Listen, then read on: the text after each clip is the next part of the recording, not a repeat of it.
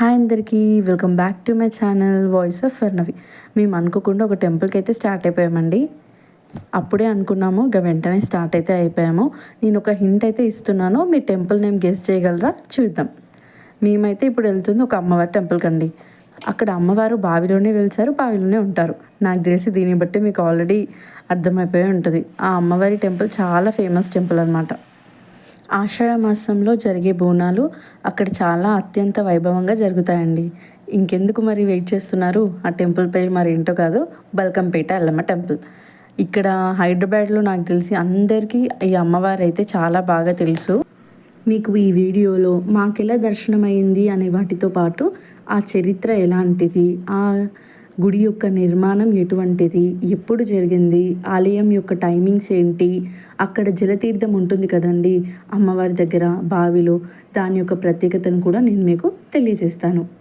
ముందుగా ఆలయం చరిత్రకు వచ్చేసరికి ఇది 15వ శతాబ్దానికి చెందినదండి. 1909లోనే ఈ ప్రస్తుత ఆలయ నిర్మాణం అనేది జరిగింది.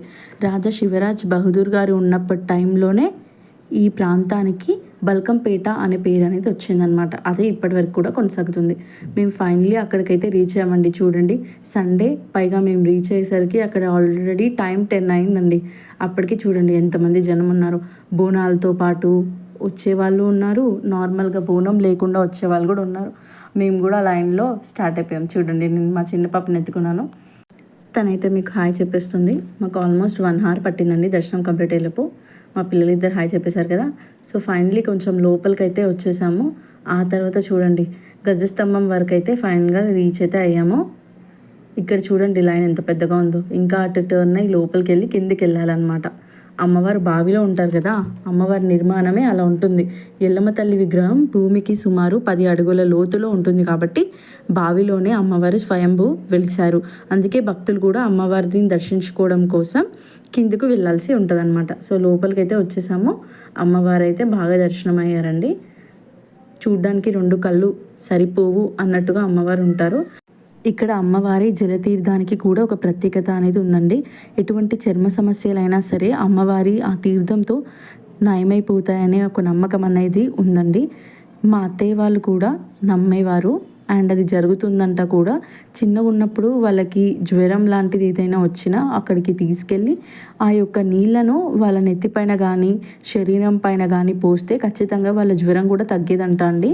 మనం ఇప్పుడైతే వెళ్తున్నాం, ఇప్పట్లో ఇవ్వడం లేదు, కానీ ఒకప్పుడైతే అమ్మవారి తీర్థం అయితే ఇచ్చేవాళ్ళు అనమాట. దగ్గరికి వెళ్ళి దర్శించుకునే వాళ్ళు. ఇక్కడ మీకు కనబడుతుంది కదండి అమ్మవారి విగ్రహం. ఇది ఊరేగింపు విగ్రహం అన్నమాట. మనం దర్శించుకొని రాగానే మొదట ఇదే కనబడుతుంది, తర్వాత అమ్మవార్లు అయితే కనబడతారు. ఇక్కడ కనపడుతున్న ప్రసాదం ఎప్పుడు అందులో ఉంటుందండి. మనం దర్శించుకొని దాన్ని తీసుకోవాలి. ఇక్కడ చూడండి, అద్దాల గదిలో ఈ అమ్మవారు ఉంటారు. ఇక్కడ మీకు కనపడుతున్న ఈ ప్రదేశం అనేది అమ్మవారి ఓడిబియ్యం పోసేదనమాట. శారీ, ఇంకా గాజులు మరియు ఓడిబియ్యం అనేవి ఇక్కడ సమర్పించుకోవాలి. మనం అన్నీ ఇక్కడే ఇచ్చేయాలన్నమాట. ఇచ్చేసిన తర్వాత వాళ్ళు అవన్నీ సపరేట్ చేసి పెట్టేసుకుంటారండి. ఇప్పుడైతే మేము కూర్చున్నాం చూడండి. 1 hour లైన్లో అయితే వెయిట్ చేసి అమ్మవారి దర్శనం అయితే కంప్లీట్ చేసేసుకొని అప్పుడే అయితే కూర్చున్నాము. ఆ తర్వాత ప్రసాదాలు కూడా తెచ్చేసుకున్నాము. మనకు అక్కడ అమ్మవారి చీరలను కూడా అమ్ముతారండి. అక్కడికైతే వెళ్ళలేదు, చాలా రష్ ఉండే.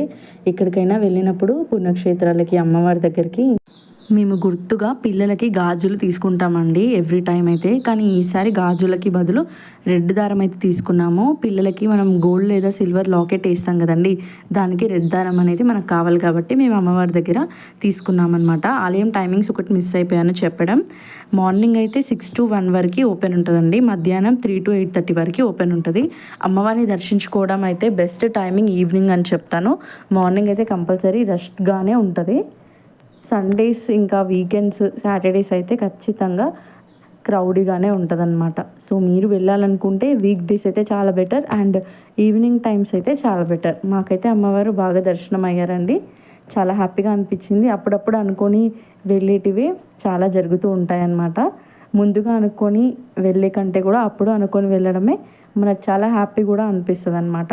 మేమైతే ఎన్ని రోజులుగానో అనుకుంటున్నాం. ఫైనల్గా అమ్మవారి దర్శనం అయితే చేసేసుకున్నాము. పిల్లలు ఉన్నారు కాబట్టి వెళ్తూ ఉంటామండి.